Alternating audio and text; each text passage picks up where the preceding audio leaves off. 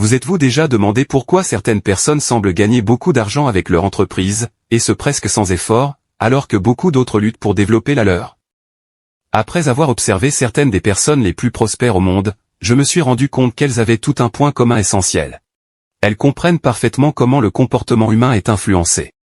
Elles sont fascinées par la façon dont les gens prennent des décisions et par les raisons qui les poussent à le faire, et elles utilisent ces connaissances pour générer des millions, voire des milliards de dollars.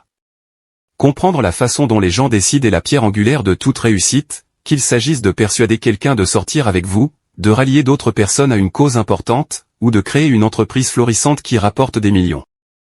Ceux qui comprennent pourquoi les gens disent « oui » obtiennent beaucoup plus facilement ce qu'ils veulent parce qu'ils comprennent les principes sous-jacents de la prise de décision. Je vais donc me pencher sur ces principes.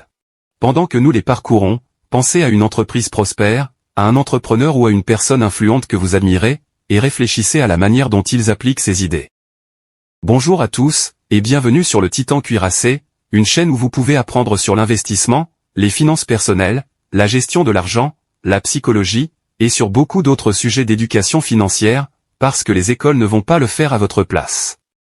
Si l'un de ces sujets vous intéresse, ou si vous voulez apprendre à mieux gérer votre argent, et à jouir d'une plus grande liberté financière, n'hésitez pas à vous abonner, à me laisser un like, et à activer la cloche des notifications pour être averti chaque fois que je publierai une nouvelle vidéo. Sans plus tarder, plongeons dans le vif du sujet. Principe numéro 1, la réciprocité. Imaginez le scénario suivant. Vous connaissez quelqu'un, mais vous n'êtes pas vraiment des amis proches. Vous êtes plutôt des connaissances, proches, mais pas encore amis. Votre anniversaire arrive et cette personne vous offre un cadeau. C'est un beau geste, n'est-ce pas? Mais le mois suivant, c'est l'anniversaire de cette personne. Vous ne la connaissez pas bien, mais vous vous sentez obligé de lui offrir quelque chose en retour. Pourquoi? Parce qu'il vous a fait un cadeau, et que vous vous sentiriez mal à l'aise si vous ne faisiez pas de même. Nous avons tous un sens interne de la valeur. Lorsque quelqu'un nous donne quelque chose de précieux, nous ressentons le besoin naturel de lui rendre l'appareil. C'est l'idée qui sous-tend un principe que Robert Cialdini, professeur de psychologie et expert en influence, appelle la réciprocité, c'est-à-dire l'instinct de rendre de la valeur lorsqu'on nous en donne. Vous pouvez probablement imaginer à quel point ce concept peut être puissant dans le monde des affaires. Prenons l'exemple des entrepreneurs qui offrent des livres gratuits. Cette tactique est conçue pour activer le principe de réciprocité. Tant que le destinataire apprécie le cadeau, il éprouve un sentiment d'obligation, ce qui facilite la conversion en client payant. C'est également l'une des raisons pour lesquelles la création d'une marque sur des plateformes telles que YouTube ou les médias sociaux est si efficace. Pensez-y. Si vous vendez des conseils de remise en forme, vous pourriez faire du porte-à-porte pour proposer vos services, mais il vous serait alors beaucoup plus difficile de développer votre activité. En revanche, vous pourriez partager des conseils de remise en forme sur YouTube, en proposant un contenu de qualité à un public intéressé. Imaginez maintenant que vous essayez de vendre votre programme de remise en forme à quelqu'un qui a déjà bénéficié de votre contenu, plutôt qu'à quelqu'un qui ne sait même pas qui vous êtes. Le premier est beaucoup plus susceptible d'acheter chez vous parce qu'il a déjà reçu de la valeur de votre part, alors que le second peut avoir l'impression que vous essayez simplement de lui prendre quelque chose. C'est pourquoi de nombreuses personnes ont une perception négative de la vente et des vendeurs. Les gens n'aiment pas qu'on leur vende quelque chose, car ils ont souvent l'impression que le vendeur essaie simplement de leur soutirer des sous. Cependant, lorsque vous commencez par offrir de la valeur, deux choses se produisent. Votre prospect n'a pas l'impression que vous lui prenez quelque chose parce que vous lui donnez quelque chose, et vous déclenchez également la réciprocité. Lorsque vous offrez de la valeur, les gens sont enclins à vous aider en retour, même si ce n'est pas en achetant votre produit. Ils peuvent vous recommander à quelqu'un d'autre. Par exemple, sur cette même chaîne, chaque fois que je publie le résumé d'un livre, on me demande souvent si j'ai un lien d'affiliation. Pourquoi? Parce que les téléspectateurs ont trouvé la critique tellement utile qu'ils veulent acheter le livre par mon intermédiaire plutôt que d'aller directement sur Amazon. C'est la réciprocité en action. Par conséquent, si vous cherchez à développer votre influence auprès d'un public ou à créer une entreprise solide, c'est une bonne idée de commencer par la valeur. À l'heure actuelle, des plateformes comme YouTube et les médias sociaux sont des outils incroyablement puissants pour offrir de la valeur dès le départ. Deuxième principe, l'autorité. Imaginez le scénario suivant. Vous aspirez à devenir un réalisateur de films de renom. Un jour, un de vos amis qui travaille chez McDonald's vous dit que pour devenir un grand réalisateur, vous devez faire un certain exercice d'écriture tous les jours. Quelles sont les chances que vous suiviez ce conseil? Probablement très faibles. Mais imaginez maintenant que vous rencontriez Steven Spielberg ou Martin Scorsese, deux réalisateurs légendaires, au cours d'un déjeuner, et qu'ils vous disent que ce même exercice d'écriture les a aidés à s'améliorer en tant que réalisateurs. Quelle est la probabilité que vous suiviez leurs suggestions? Je dirais qu'elle est assez élevée. Vous voyez, l'autorité est un déclencheur d'influence incroyablement puissant. Nous avons tendance à écouter plus attentivement et à nous conformer plus volontiers à ceux que nous considérons comme faisant autorité. Ce biais d'autorité aide le cerveau à économiser de l'énergie. Au lieu d'évaluer toutes les informations disponibles, nous nous en remettons à quelqu'un qui semble déjà les posséder. Dans certaines situations, cela nous avantage. Par exemple, lorsque nous écoutons un médecin qui a passé des années à étudier la médecine pour nous aider à traiter une maladie. Mais dans d'autres cas, ce biais peut être exploité par des criminels, comme les escrocs qui se font passer pour des agents du fisc afin de gagner votre confiance, et de voler votre carte de crédit ou votre numéro de sécurité sociale. Dans le monde des affaires, l'autorité peut absolument changer la donne. En établissant votre autorité auprès de vos clients potentiels, vous bénéficiez d'un avantage concurrentiel. Supposons que vous essayiez de créer une entreprise de coaching dans le domaine de la méditation. Si vous vous contentez de dire aux gens à quel point vous êtes compétent et qu'ils devraient payer pour vos services, cela risque d'être difficile.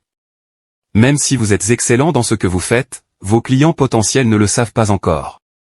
Cependant, si vous commencez à publier des posts sur des plateformes comme Instagram ou YouTube et que vous mettez constamment en avant votre expertise, les gens commenceront à consommer votre contenu, à faire confiance à vos conseils, et à vous considérer peu à peu comme une autorité en matière de méditation. Ils seront alors beaucoup plus enclins à acheter vos produits et services. Deux éléments fondamentaux font de quelqu'un une véritable autorité. L'expertise et la fiabilité. Démontrer que vous êtes vraiment compétent dans votre domaine vous donne beaucoup plus d'influence que de simplement prétendre être bon. Il est tout aussi important d'instaurer un climat de confiance, car si beaucoup de gens font de beaux discours, rares sont ceux qui tiennent leurs promesses. Ceux qui vont jusqu'au bout et produisent des résultats tangibles sont considérés comme des autorités incontestables. La création de preuves sociales est un autre moyen puissant de développer l'influence et la confiance, que nous aborderons plus loin. Principe numéro 3, la preuve sociale. Imaginez que vous êtes en voyage et que vous vous arrêtez dans une petite ville inconnue pour manger un morceau. Vous tombez sur deux restaurants juste à côté l'un de l'autre. Le premier a l'air plutôt vide, personne ne mange à l'intérieur, et le parking ne compte que très peu de voitures. Le second restaurant, en revanche, semble très fréquenté. Il y a beaucoup de monde à l'intérieur, et le parking est bondé de voitures. À la lumière de ces informations, quel est le meilleur restaurant selon vous? Avez-vous choisi le deuxième? C'est ce que font la plupart des gens. Nous sommes nombreux à prendre des décisions en fonction de ce que les autres choisissent de faire, et cette tendance est souvent bénéfique. Elle nous permet d'économiser du temps et des efforts. Comme lors d'un voyage en voiture, il est probable que vous choisissiez le restaurant le plus populaire, qui pourrait très bien servir la meilleure cuisine de la ville. Ce même principe peut être mis à profit pour créer une marque puissante pour votre entreprise. Avez-vous déjà remarqué les enseignes McDonald's qui affichent plus d'1 milliard de produits vendus? Ce n'est pas une coïncidence, c'est conçu pour déclencher une preuve sociale. Si tant de gens achètent chez eux, c'est que c'est bon. N'est-ce pas? Il y a 3 façons principales d'activer ce biais de preuve sociale, et comprendre comment l'utiliser efficacement peut vous aider à influencer votre public et à développer votre entreprise. Tout d'abord, lorsque d'autres personnes le font.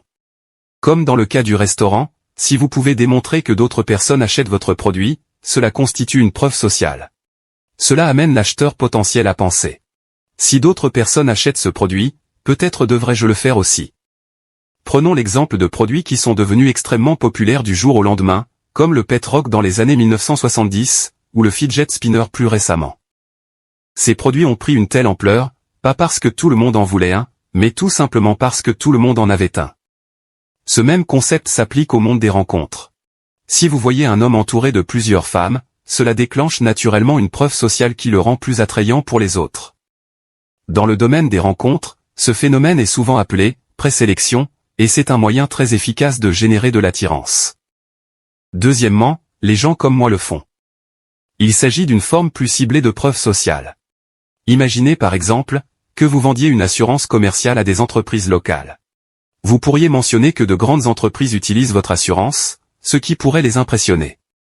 Cependant, vous pourriez créer encore plus d'influence en affirmant que de nombreuses entreprises locales comme la leur ont déjà choisi votre assurance. Lorsque vous montrez à des clients potentiels que des personnes semblables à eux achètent votre produit, il devient beaucoup plus facile d'influencer la vente. Prenons l'exemple de la célèbre publicité qui dit « Ici, dans mon garage, je viens d'acheter cette nouvelle Lamborghini ». Cette publicité a connu un succès fulgurant, et l'une des principales raisons en est le facteur « comme moi ». La personne apparaissant dans la publicité semblait être un homme ordinaire, et la qualité de la vidéo n'était pas optimale, ce qui a permis de créer un lien avec la réalité. Cependant, il a également montré une Lamborghini, ce qui a établi l'autorité. Ainsi, lorsque les gens ont regardé la publicité, ils ont vu quelqu'un qui leur ressemblait, mais qui avait réussi, ce qui s'est traduit par une influence massive, et des millions de dollars de vente. La troisième façon dont la preuve sociale peut être déclenchée, est lorsque les gens ne sont pas sûrs d'une situation. Lorsque nous ne sommes pas sûrs de ce qui se passe, nous avons tendance à nous tourner vers les autres pour obtenir des indications sur le comportement à adopter. Par exemple, il n'y a pas longtemps, je conduisais en mettant ma musique à fond, et soudain, j'ai remarqué que toutes les voitures autour de moi se rangeaient sur le côté. Sans bien comprendre ce qui se passait, j'ai instinctivement suivi le mouvement. Quelques instants plus tard, une ambulance est arrivée. À ce moment-là, même si je me considère comme une personne assez analytique, j'ai imité le comportement des autres, parce que je ne savais pas ce qui se passait. Dans le monde des affaires, ce type de preuve sociale n'est pas toujours la meilleure approche. Il est important d'éduquer vos clients potentiels, afin d'établir des relations solides et durables. Si les gens achètent votre produit sans vraiment savoir dans quoi ils s'engagent, vous risquez de vous retrouver avec des clients insatisfaits, voire des retours. C'est pourquoi il est essentiel de développer une marque qui permette aux gens d'en savoir plus sur vous et votre produit. Cela permet aux clients potentiels de comprendre pleinement ce que vous et votre produit représentez, ce qui conduit à un meilleur succès à long terme. Le quatrième principe est celui de la rareté. Ce principe suggère que lorsque quelque chose est en quantité limitée, les gens ont tendance à lui attribuer une plus grande valeur. Par exemple, en 2003, British Airways a annoncé qu'elle mettrait fin au vol du Concorde entre New York et Londres. Dès le lendemain, les ventes de billets sont montées en flèche.